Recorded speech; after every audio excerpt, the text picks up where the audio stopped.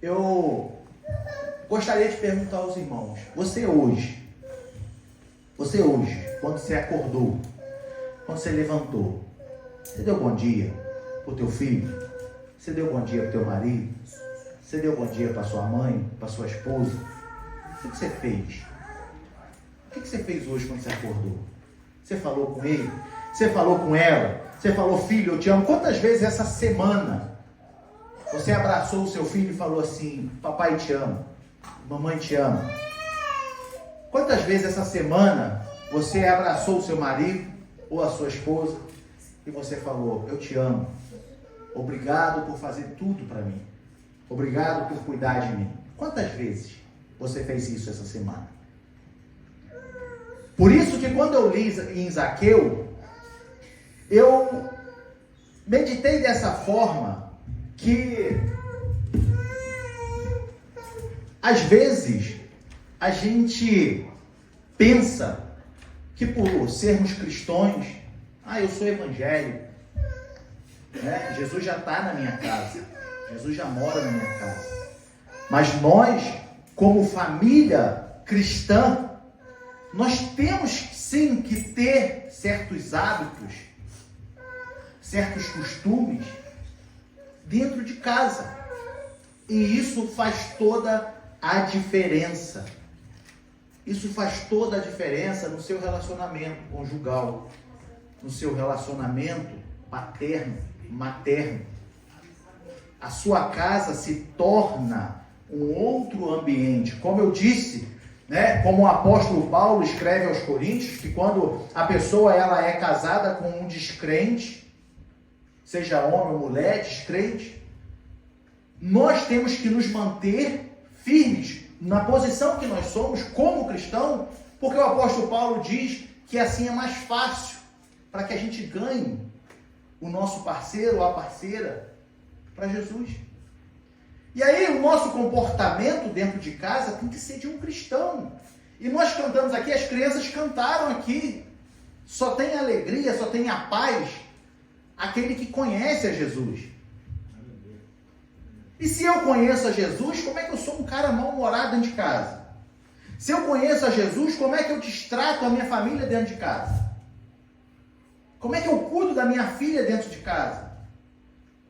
Então o que eu estou cantando aqui é falso, eu não estou sentindo nada disso. E daí, meditando dessa forma, aí eu comecei a pensar de uma seguinte forma: às vezes dentro de casa existe aquela família que fala muito e existe aquela família que fala demais. Apesar de parecer coisas iguais, são coisas bem distintas. Uma família que fala muito é uma família interativa, uma família que conversa. Uma família que fala demais é o ponto que nós vamos falar hoje. É aquela família que não tem amor e carinho. Fala pouco, mas fala demais. Fala o que não deve. Trata da forma como não deve. Pensando dessa forma, a gente se remete ao quê? No nosso corpo existe um pequeno membro que a Bíblia diz que controla todo o outro corpo. Todo o corpo. É a nossa língua. E falando da nossa língua, eu quero ler em Tiago, capítulo 3. Somente 3 versículos, irmãos, podem ficar assentados mesmo.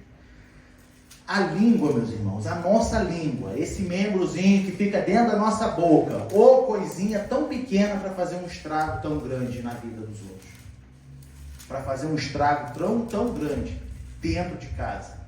Porque muitas das vezes a gente lê essa passagem e a gente aplica essa passagem num relacionamento, né, fraterno, de irmãos aqui. Cuidado com o seu irmão, cuidado com o que você vai falar, você pode magoar o seu irmão. Mas aí dentro de casa, eu com a minha esposa, e minha esposa comigo, será que ela não é um ser humano que eu também tenho que tomar cuidado? Né? Vamos ler. Versículo 3 do capítulo 3 até o 6, tá? Ora, nós pomos freios nas bocas dos cavalos, para que nos obedeçam, e conseguimos dirigir todo o seu corpo.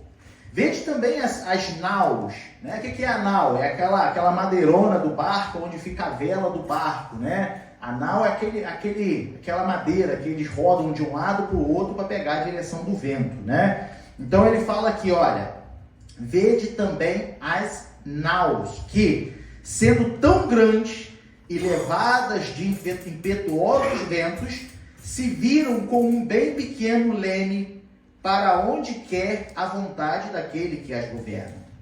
Assim também, a língua é um pequeno membro e gloria-se de grandes coisas.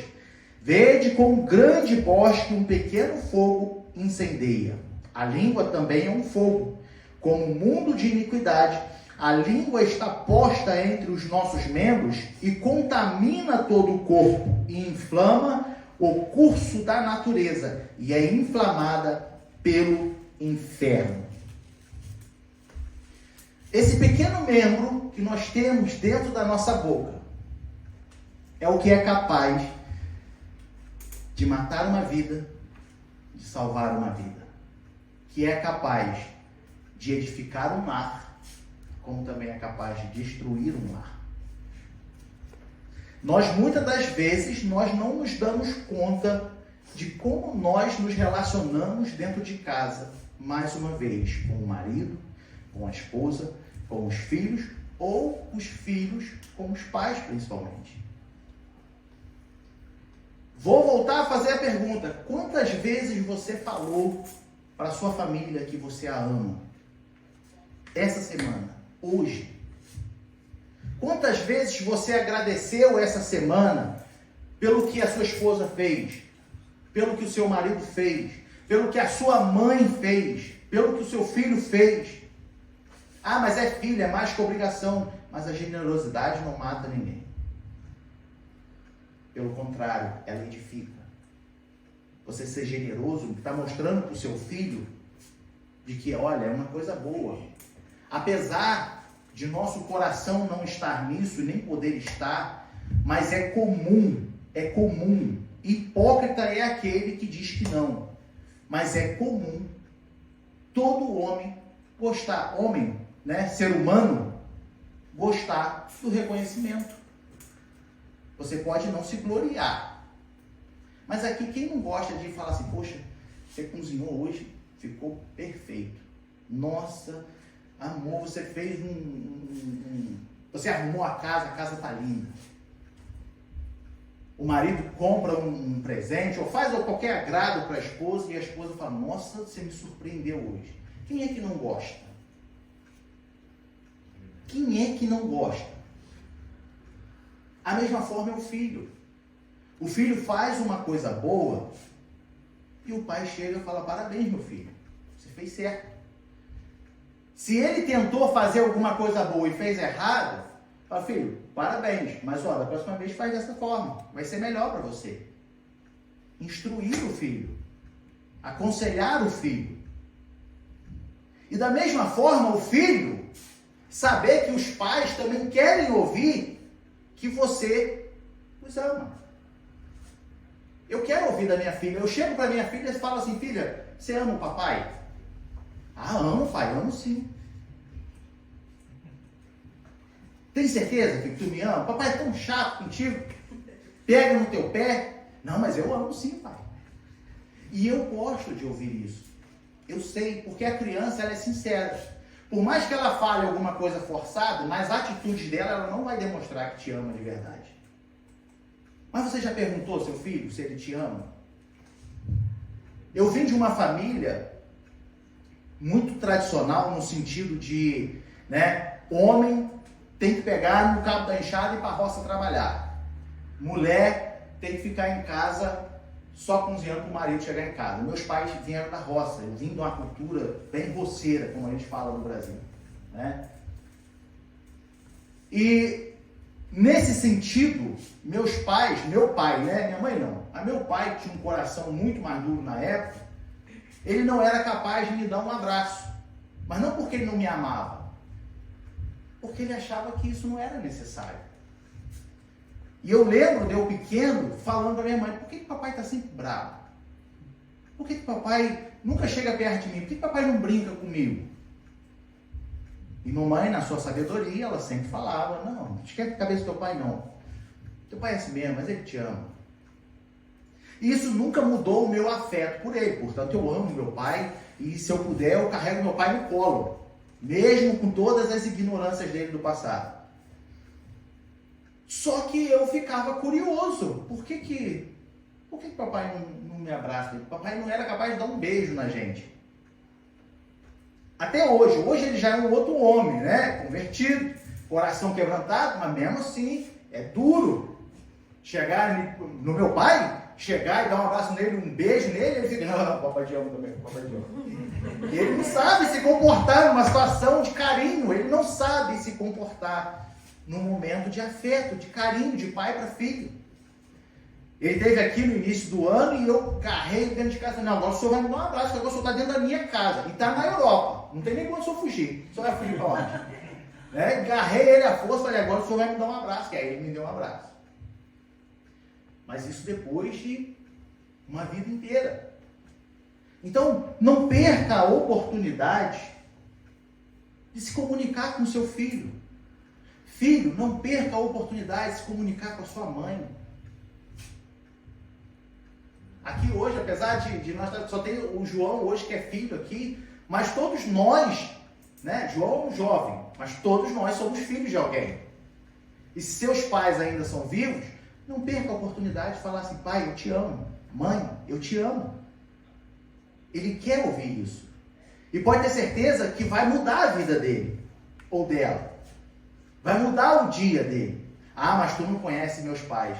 Eu também tenho um pai durão e eu não estou nem aí para a dureza dele. Eu falo, pai, te amo, amo o senhor. E ele fica todo sem graça. Mas ele sabe que eu amo ele.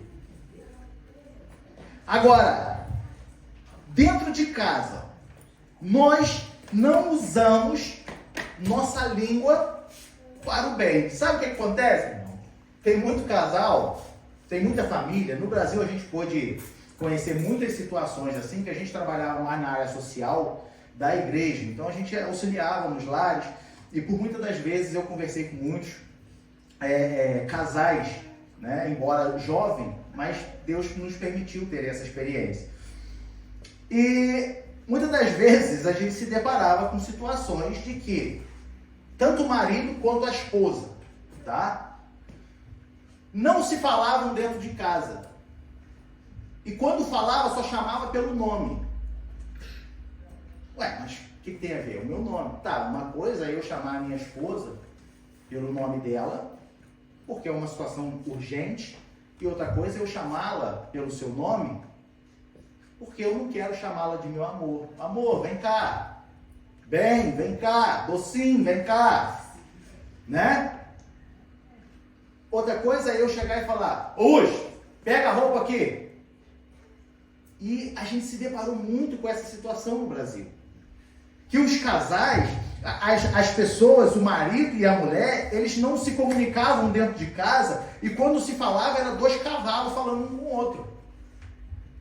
Era só aquela brutalidade. Eu já falei com aquela peste, porque para não deixar a toalha em cima da cama. Eu já falei, eita mulher, essa mulher não presta para nada. Por que casou com ela?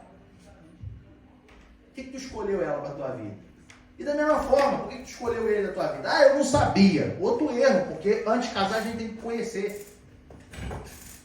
A gente tem que ver quem é a pessoa. Agora, aguenta, porque casamento, a morte separa. Nós já estudamos isso aqui. Aguenta que a cruz é tua. Né? E muitas das vezes, a gente só vê o casal se relacionando um com o outro dessa forma. Não tem um carinho. Não tem um diálogo. Não tem o prazer de sentar à mesa e conversar. Como é que foi o seu dia? O que você vai fazer? O que você fez? Você está se sentindo bem? Tu dormiu bem essa noite? Irmão, essa noite eu tive um sonho que mexeu comigo, né? Acordei meio atribulado. Você faz isso em casa? Você conversa? Sabe por quê? Porque quem tem filho pequeno, assim como a minha filha hoje já está crescendo, graças a Deus, mas tem muita gente que tem filho pequeno, ele está vendo como você trata a sua esposa e como você trata o seu marido. Ele está crescendo tendo uma referência. E pode ter certeza que lá no futuro ele vai tratar a esposa ou ela vai tratar o marido da mesma forma que ela está vendo você tratar dentro de casa. Porque é assim que cresce. Agora, se a minha filha me vê que eu cuido da minha esposa, que eu cuido da mãe dela, que eu dou carinho, que eu a protejo, que eu converso, que eu choro junto, que eu sorrio junto, que eu faço tudo junto com ela, a minha filha entende que quando ela arrumar o namorado dela tem que fazer no mínimo o que eu faço pela mãe dela. E aí eu não preciso me preocupar de ficar me descabelando com a pessoa que vai aparecer na vida dela, porque ela vai ter uma referência dentro de casa. Entende?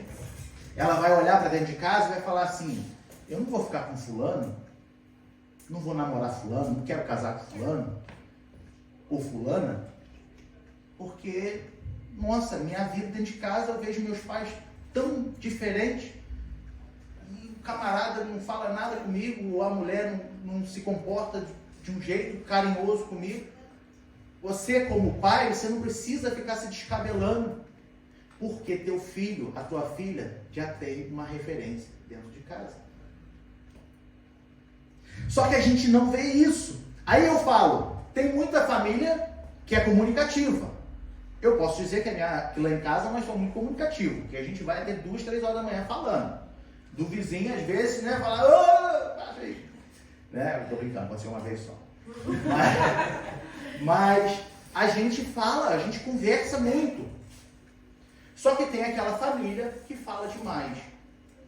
O filho, o esposo, a esposa, não vê sair da boca de quem está ao seu lado nada que seja edificante.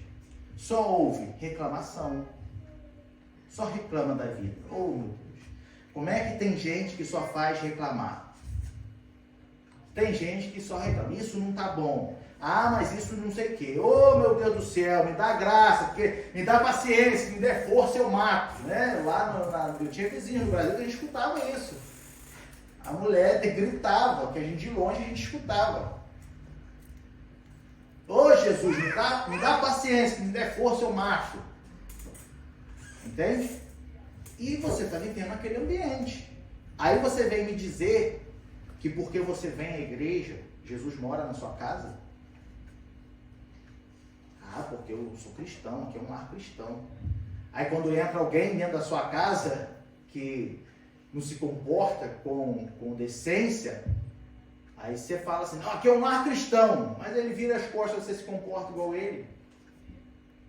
Como é que eu posso exigir alguma coisa? Como é que as pessoas chegam na sua casa, o que elas sentem quando chegam na sua casa? Você já parou para pensar nisso? O que elas sentem?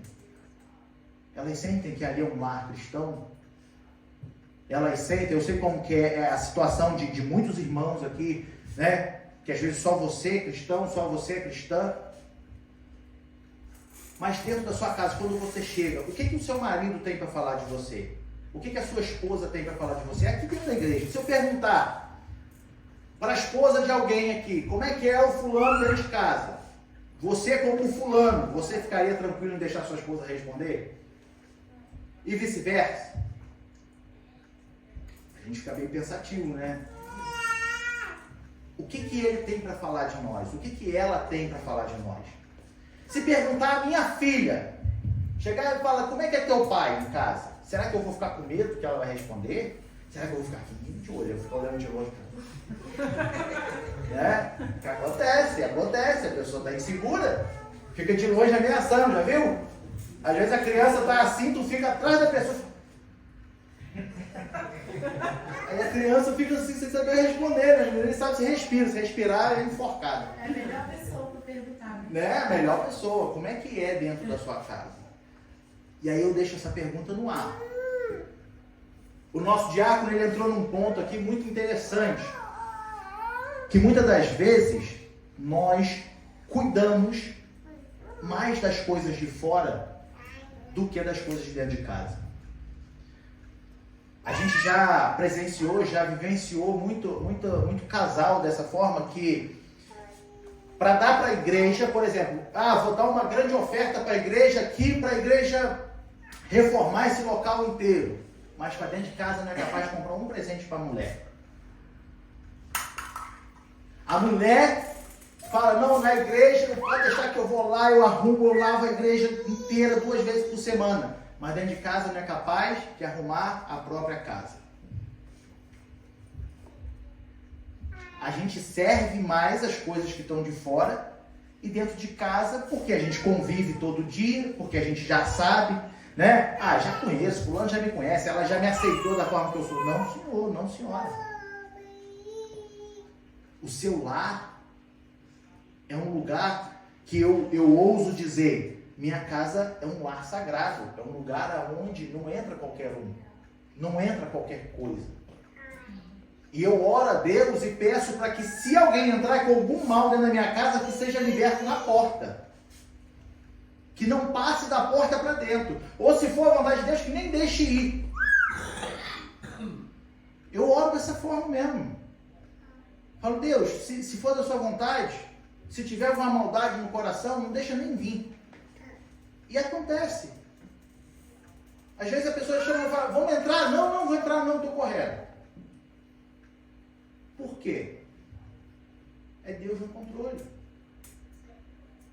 Aí, nós temos mais prazer em fazer as coisas para fora do que cuidar da nossa casa. Vamos ver o que a Bíblia fala em relação a isso? O apóstolo Paulo, ele fala em 1 Timóteo da seguinte forma. 1 Timóteo, capítulo 5, versículo 8. Vamos ler todos juntos?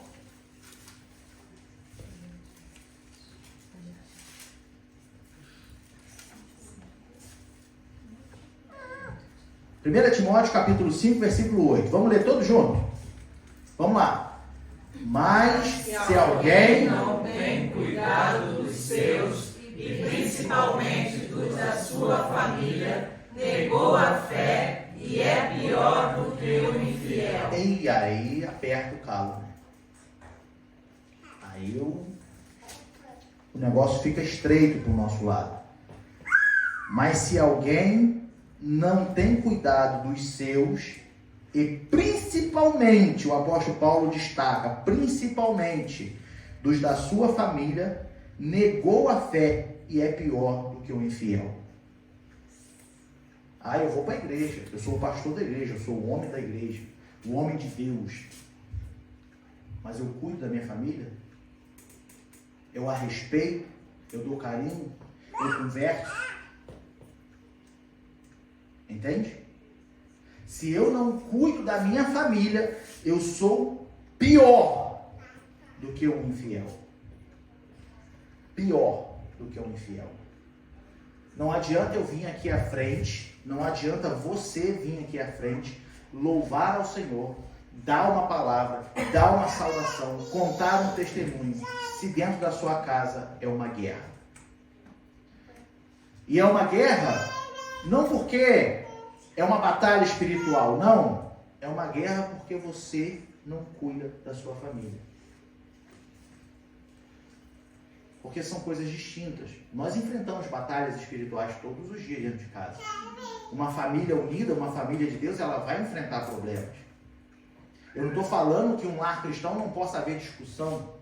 Eu não estou falando que um lar cristão não vai ter problemas. Sim, vai ter problemas, porque são duas cabeças diferentes pensando dentro do mesmo teto. O homem pensa muito diferente da mulher. Quantas das vezes a minha esposa fala, meu amor, me ajuda, aí eu ajudo, aí quando eu vejo ela está voltando atrás fazendo de novo, que eu fiz tudo errado. E aí eu me estresso, falo, eu também não vou fazer mais nada. Faz você sozinho. Deixa que eu faço mesmo. Isso é normal. Entende? Você, dentro de casa, vai ter momentos difíceis com o seu marido, com o seu filho, com a sua mãe, porque somos seres humanos. Seres humanos pensam diferente. Seres humanos se comportam diferente. Mas aí é que está o sentido da família. É você aprender a conviver com isso. É você saber lidar com isso. E eu tenho uma novidade para te dizer, que o Espírito Santo, ele está em você para te ensinar. O Espírito Santo está em você para te conduzir. O Espírito Santo está em você para desenvolver os frutos espirituais. É para isso.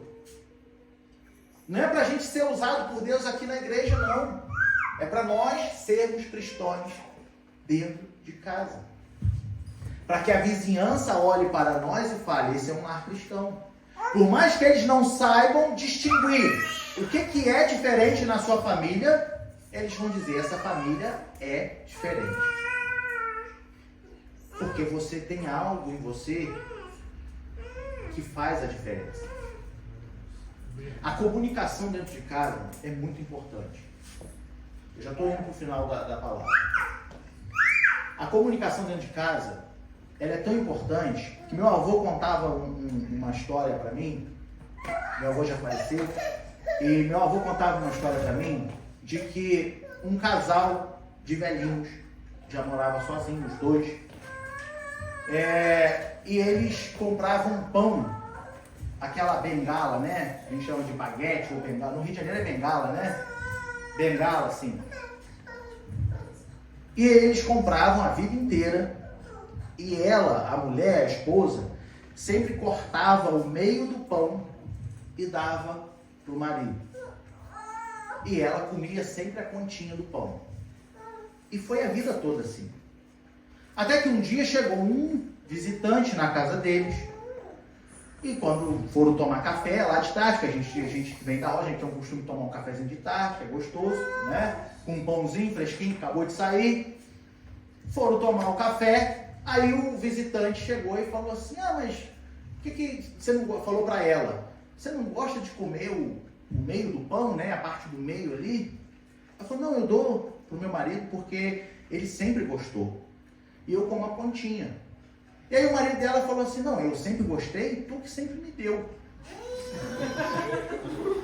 E eu como. Mas eu sempre quis comer a pontinha do pão. E eu sempre quis comer o meio do pão. E aí o visitante falou, uai, por que vocês não falaram isso já há mais tempo? Vocês estão tanto tempo comendo que não quer e não fala nada pro outro. Não, porque eu achei que ele não quer. Por que não perguntou? Por que não falou? A comunicação faz toda a diferença dentro de casa. O seu marido sabe o que você pensa? A sua esposa sabe o que você pensa? Você compartilha seus pensamentos? Você compartilha seus planos? Ou você é aquela pessoa egoísta, egocêntrica, que fala, não, só porque eu trabalho, eu sou provedor da casa, então ela vai fazer o que eu quero. Não, não é assim não. A Bíblia diz que nós somos um. Então a casa não é minha nem é dela, a casa é nossa. Aleluia. Entende? Eu tenho que compactuar com ela. E vice-versa. A minha esposa trabalha assim como eu, e chega em casa, ela chega e fala, amor, eu quero fazer isso. Então tá, vamos sentar e vamos conversar. Você sabe o que o seu filho faz? Você sabe o que o seu filho pensa? Você já parou para perguntar para ele?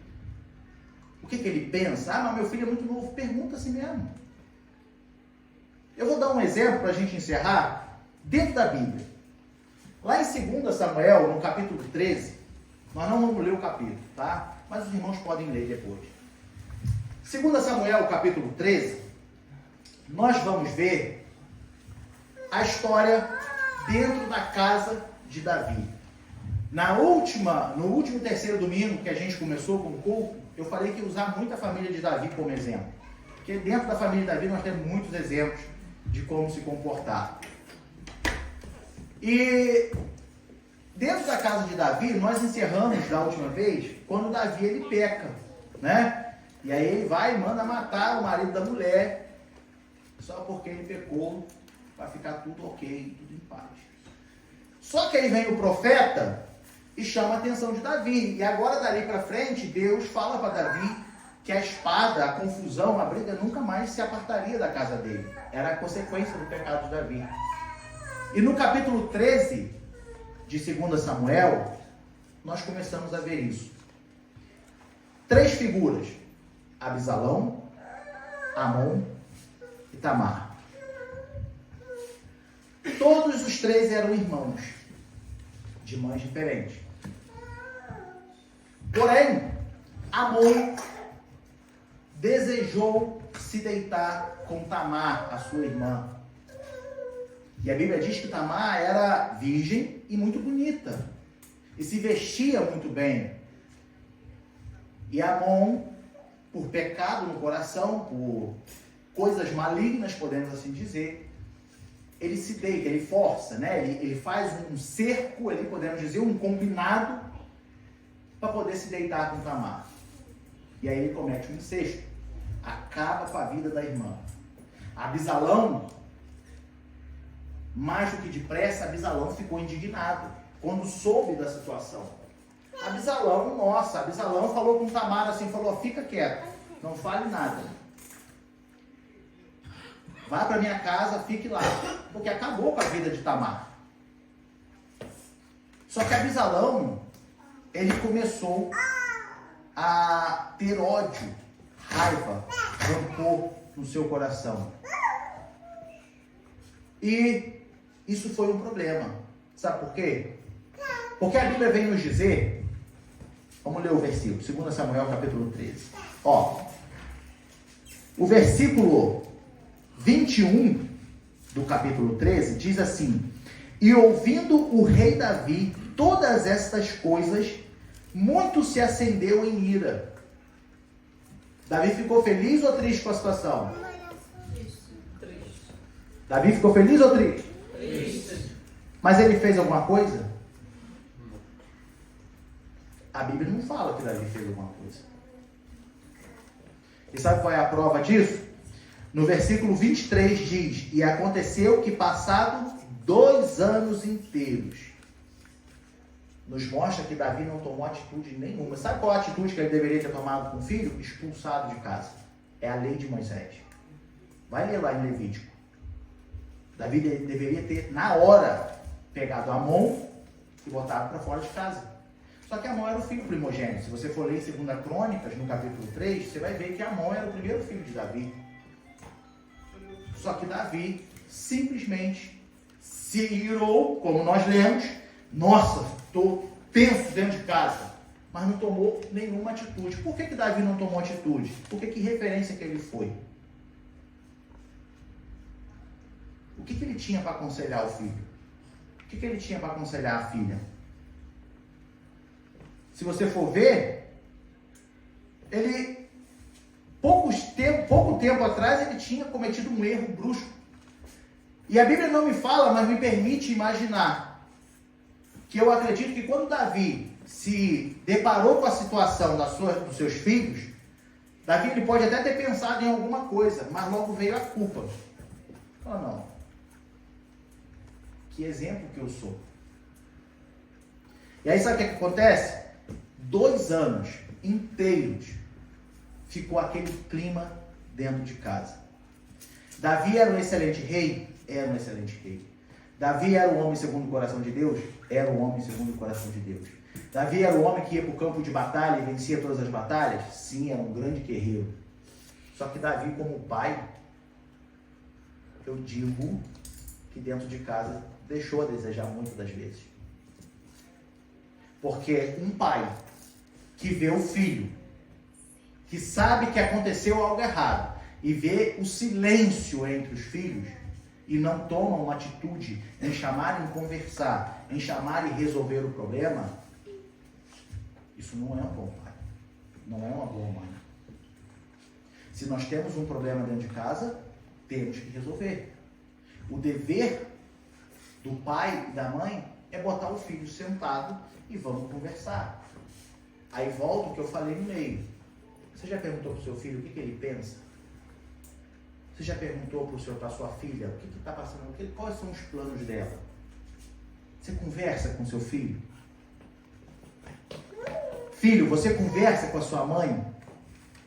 Você fala para ela o que você pensa? Sabe por quê? Porque Absalão ficou 2 anos inteiros planejando como matar Amon. E como se não bastasse, Absalão matou Amon, o seu próprio irmão. Como se não bastasse, sabe o que aconteceu? Cresceu a raiva no coração de Absalão e ele se voltou contra o próprio pai. E foi guerrear contra o próprio pai. Cuidado com o silêncio excessivo dentro da sua casa. Cuidado com o silêncio que sonda, que ronda o seu filho, a sua mãe, o seu pai, a sua esposa, o seu marido. Cuidado. Por que ele está quieto demais? Eu entendo que existem personalidades. Personalidades que não falam muito. É mais quieto, não é mais reservado. Mas você já foi lá e perguntou? Você já pediu a Deus que te instruísse numa estratégia para conversar com seu filho, com a sua filha? Cuidado com o silêncio excessivo dentro da sua casa. Como eu disse da última vez, o que seu filho tem visto dentro do quarto, sozinho? O que ele tem assistido quando você não está acompanhando? Porque um dia ele pode se voltar contra você. Quantos filhos não jogam na cara dos pais? Você nunca me perguntou isso. Você nunca me perguntou se eu queria. Você nunca perguntou se eu precisava de ajuda. Tem muitos filhos que jogam isso na cara dos pais. O que seu filho vai falar para você? O que seu filho tem para dizer de você? O que seu pai tem para dizer de você, como filho? O que seu marido, a sua esposa, tem para dizer de você? Como é que é a sua comunicação dentro de casa? Como é que é seu relacionamento dentro de casa? A língua, como nós vemos em Tiago, ela é um pequeno membro, mas que é capaz de controlar todo o corpo. A língua é um pequeno membro, mas assim como uma pequena brasa incendeia toda uma aldeia, a língua também incendeia toda uma vida, destrói toda uma vida. Como é que você tem se tratado dentro de casa com seu marido, com a sua esposa, com seus filhos? Como é que você tem chamado? Como é que você se refere a ele? Pensa nisso. Medita nisso. Não é o fato de você ser um cristão que automaticamente dentro de casa tudo é paz. O seu comportamento você tem que trabalhar. O Espírito nos dá o fruto, mas somos nós quem o desenvolvemos. O Espírito vem e nos dá o fruto, mas somos nós que temos que exercer a paciência, a perseverança, o amor. Somos nós. Não adianta o Espírito me dar o fruto e tá, eu tenho o fruto do Espírito, tá. Mas quando eu me refiro à minha esposa, eu sou um cavalo com ela dentro de casa. Então, cuidado. Tem muita coisa que acontece dentro do nosso lar que nós não enxergamos porque achamos normal. Olha o que o apóstolo Paulo diz a Timóteo. Cuide da sua família, porque aquele que não cuida é como o infiel. Ele nega a fé e é como o infiel. Amém?